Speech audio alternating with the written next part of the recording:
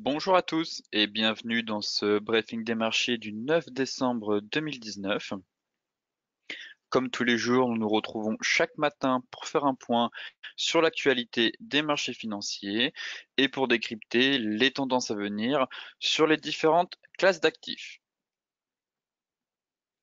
Avant de commencer, je vous laisse prendre connaissance de l'avertissement légal sur les risques.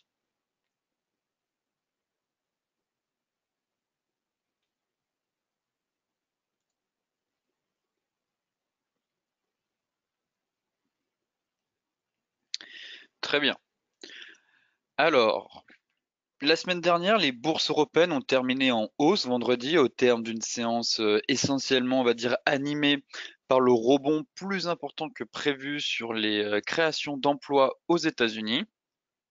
Effectivement, les indices européens ont été boostés par la publication de chiffres supérieurs aux attentes et des créations d'emplois aux États-Unis qui ont enregistré en novembre leur plus forte augmentation depuis 10 mois.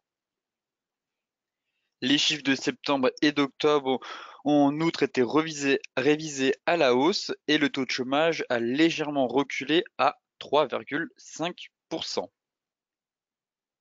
Enfin, côté indicateur, les investisseurs ont aussi pris connaissance d'une baisse de 1,7% de la production industrielle allemande en octobre par rapport au mois de septembre.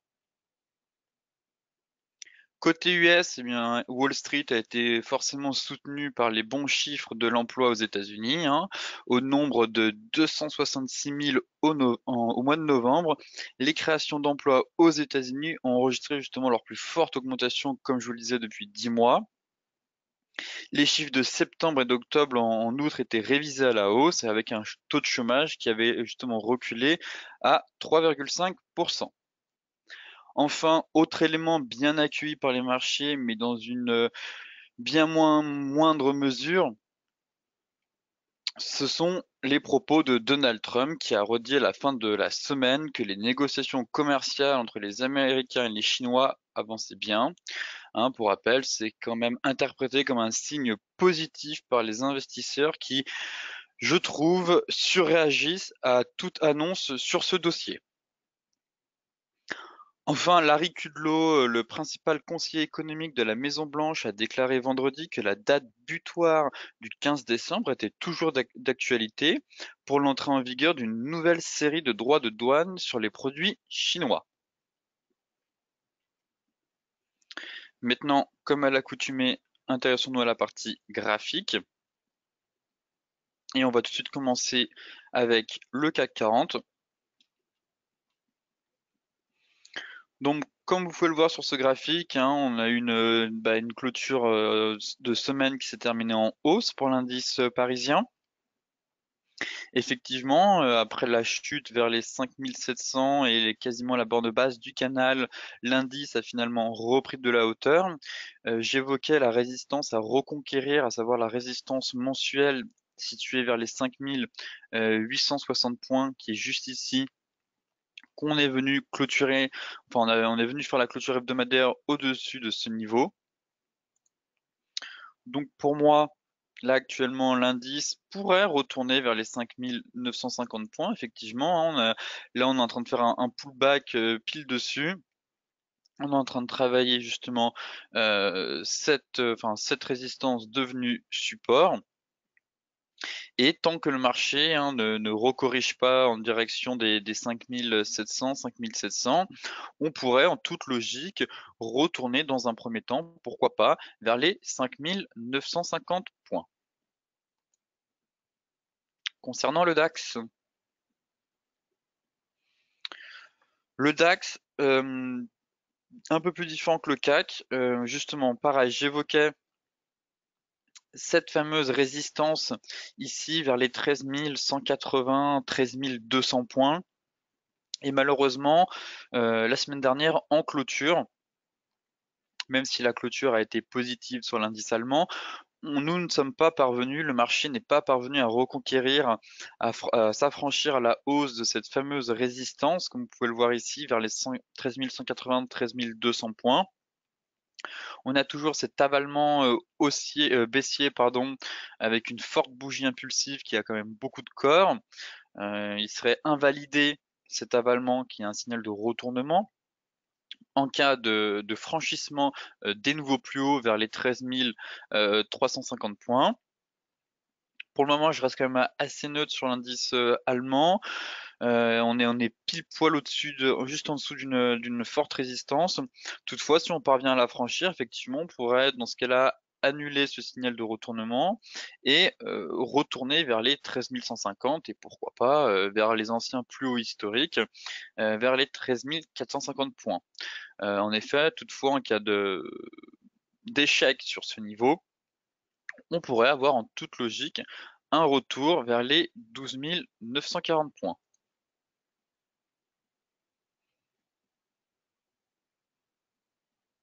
L'indice américain maintenant, le Dow Jones, qui est un peu un gruyère quand même. On a pas mal de gaps qui sont laissés ouverts là sous nos pieds. Certes, on est venu chercher le premier objectif qui était fixé vers les 27 375 points, qui correspond aux anciens plus hauts du mois de juillet et du mois de septembre. Donc l'indice est venu rebondir, effectivement, suite aux excellents, enfin même solides chiffres du rapport NFP. Le Dow a vite fait de corriger pour de nouveau repartir à la hausse. Toutefois, on a quand même pas mal de gaps, que ce soit juste ici, qui n'est pas été complètement comblé, enfin, il a pas été refermé complètement. Ici, on a de nouveau laissé un gap ouvert.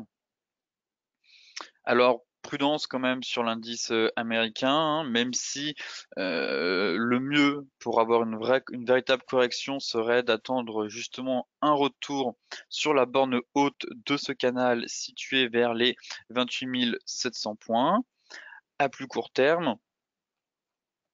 Pour moi, on évoluait justement dans un range, comme vous pouvez le voir ici. Hop, on est juste venu chercher la borne basse et combler le gap qui était laissé ouvert juste ici. Hop.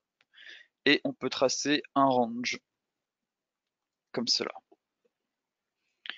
Alors soit l'indice, pour moi, si on casse effectivement ce nouveau plus haut vers les 28 200 points, on pourrait en toute logique se diriger vers la borne haute du canal. Et inversement, si ici nous avons un chandelier de retournement, alors on pourra avoir une phase de consolidation dans un range compris entre 28 200 points et 27 375 points. Maintenant, on va s'intéresser au Forex avec l'euro-dollar qui a beaucoup bougé avec le rapport NFP de vendredi. Effectivement, j'évoquais ce possible range double bottom que nous avons. Je vais nettoyer le graphique. Que nous avions juste ici, même si on a une clôture au-dessus du niveau que j'espérais la veille, enfin le jeudi, situé vers les 1,11. Toutefois, il faut quand même être prudent avant des grandes statistiques, enfin du moins les statistiques les plus attendues du mois qui était quand même le rapport NFP. Et effectivement, l'euro a chuté face au dollar et a réintégré son range. Donc là, on a fait une fausse sortie. Suite au résultat, on réintègre le range. On passe justement en dessous des 1,1075. Là, on a quand même une bougie qui a pas mal de corps, assez impulsive. On est pile poil sous ce niveau. Et effectivement, en données 4 heures, voilà, on repasse, on réintègre. On est pile poil sous la moyenne mobile 200. Alors pareil, soit effectivement on réintègre, c'est une fausse réintégration, on ressort pour se rediriger vers les 1,11, 1,1183 et la moyenne mobile journalière qui viendrait justement appuyer ce niveau de soutien. Là on est vers les 1,1160, donc qui viendrait coiffer les prix. Soit effectivement c'était une fausse cassure, on réintègre vraiment pour de bon. Et dans ce cas-là, dans un premier temps, on aurait un retour vers le bas du range situé à 1,0990 Et enfin, en cas de cassure, ce sera de rejoindre les deux mèches situées juste ici vers les 1,0930. L'euro GBP.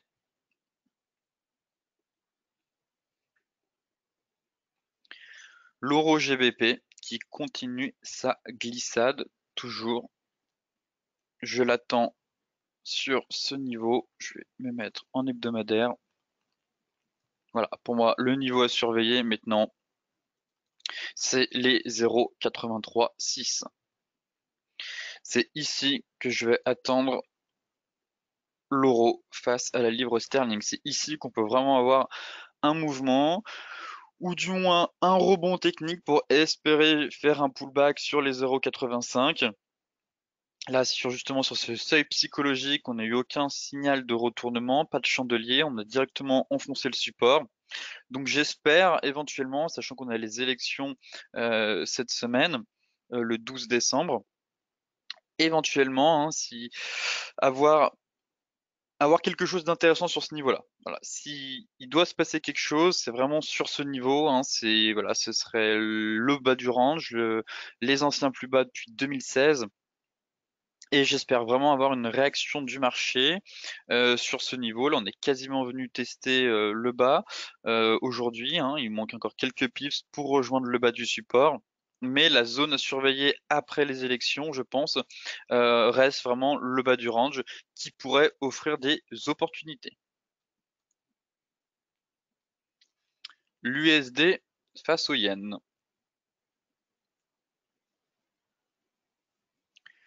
Alors, le dollar face au yen japonais, je rédigeais justement une analyse dessus en fin de semaine dernière. J'évoquais justement qu'on avait eu ce fameux triangle symétrique et on était venu faire la cassure par le bas, hein. Je l'évoque depuis déjà un moment, ce triangle. Ici, on est venu faire notre premier pullback et ce qui m'intéressait, c'est que on a la semaine dernière, nous avons clôturé avec un avalement et un avalement qui intervient sur un niveau majeur, un niveau technique clé, je trouve. Hein, on est quasiment venu chercher la borne basse du triangle symétrique et comme vous pouvez le voir, on a la moyenne mobile qui s'incline, qui est assez pentue et on est quasiment venu la chercher au point près et on a terminé notre séance avec un avalement. Et comme vous pouvez le voir, on a eu un gap haussier ici, car la semaine dernière, lundi, la paire a ouvert avec un gap haussier. En journalier, on avait fait un avalement et du coup, ça a validé en hebdomadaire cet avalement que vous pouvez voir ici. Donc, j'invite tout de même à la prudence sur l'USD face au yen japonais, car on a plusieurs éléments qui nous indiquent que la hausse pourrait être terminée, ou du moins qu'on est en fin de hausse, qu'on pourrait s'essouffler dans cette reprise depuis le mois d'août. Et j'invite donc à la prudence avec cet avalement qui intervient dans une zone de convergence. Si je me mets en données journalières, effectivement, on avait notre fameuse droite de tendance haussière qui pouvait nous aider à cadrer la dynamique des prix. Comme je vous le disais lundi, juste ici, on a eu notre avalement. On a notre avalement déjà journalier et effectivement, hein, derrière, le marché continue à corriger et on valide un avalement hebdomadaire. Dans ce cas-là, le premier palier à franchir pour déclencher et valider ce signal de retournement serait bien sûr les 108,35. Une fois qu'on franchit ce niveau, ce serait les 107,8 et j'aurai enfin un objectif final situé plus vers les 106,65 hein, qui correspond justement à cette zone de polarité. Pour terminer le Forex, on va regarder le GBP USD qui réalise toujours une ascension sans faille hein, suite à la sortie du drapeau du canal. Effectivement, on était sur un gros niveau technique en fin de semaine. Pour rappel, hein, si je prends ici la hausse, il me semble que c'est du mois ici de 2014 en passant voilà, par les plus hauts de 2018. Voilà. On travaillait ce niveau, hein, on est venu s'arrêter pile poil dessus et on avait notre moyenne mobile 200 juste ici. Donc là, on travaillait à un gros niveau. Là, actuellement, on est en train de franchir ce niveau. C'était vraiment les 1,3150, 1,3110. Là, on est au-dessus, on est à 1,3166. Pour moi, on continue l'ascension, la dynamique haussière, hein, elle est toujours en place, toujours solide. Et le niveau qui m'intéresse, c'est les 1,3315. Effectivement, là, si on valide cette cassure à 1,3166, le prochain gros niveau, bien sûr, comme je vous le disais, il y a toujours les élections à surveiller, à ne pas oublier. Mais si on continue dans cette belle dynamique haussière de phase de accélération, consolidation, accélération, correction, accélération, le prochain niveau à surveiller, c'est les 1,3315 qui reste mon objectif final de la poursuite de ce rallye haussier, de cette ascension haussière. Et arrivé sur ce niveau, je passerai neutre, mais je pense que le câble face au dollar pourrait rejoindre ce niveau de prix. Enfin, pour terminer ce briefing des marchés, on va s'intéresser au gold, qui a terminé en net repli vendredi. Alors, quels sont les niveaux intéressants? Le gold, pour moi, qui est toujours dans une phase de consolidation de long terme, mais qui évolue dans des consolidations à plus court terme. Je m'explique. La dynamique de fond reste haussière sur les cours de l'or. Clairement, ici, on a une belle dynamique haussière et on a des phases plus ou moins longues de latéralisation, de consolidation, de correction, appelez ça comme vous voulez, avant de repartir. Ici, on avait une belle phase, et on est reparti à la hausse. Ici, pareil, seulement qu'elle dure depuis un peu plus longtemps, mais la tendance n'est pas baissière. La tendance sera baissière si on franchit les 1412 dollars. Pour le moment, on est toujours dans une phase haussière et une phase de consolidation. Et si je me mets sur une unité de temps plus courte, en daily, vous pouvez voir ici qu'on consolide dans cette espèce de canal, d'un peu de fanion, de biseau plutôt, un peu canal, un peu biseau descendant. Et à l'intérieur de ce canal ou de ce biseau, on a plus des phases de consolidation à l'intérieur de rectangles et on casse par le bas. Et là, on a un nouveau rectangle de consolidation, un nouveau range. Et vous pouvez voir ici que là, on avait plusieurs chandeliers d'hésitation, des doji sur le haut du range, derrière une belle bougie impulsive qui nous renvoie quasiment, qui a renvoyé le marché quasiment sur le bas du range. Et tant qu'on consolide dans ce range, là, on est neutre, on est dans une phase neutre de marché. Vraiment, on aura un signal intéressant soit vers le bas du range, soit sur le haut du range, justement pour faire une stratégie de trading range et opter pour une rotation des prix à l'intérieur de ce rectangle, soit, dans ce cas-là, attendre la cassure par le bas du range pour se diriger vers le prochain support à 1443.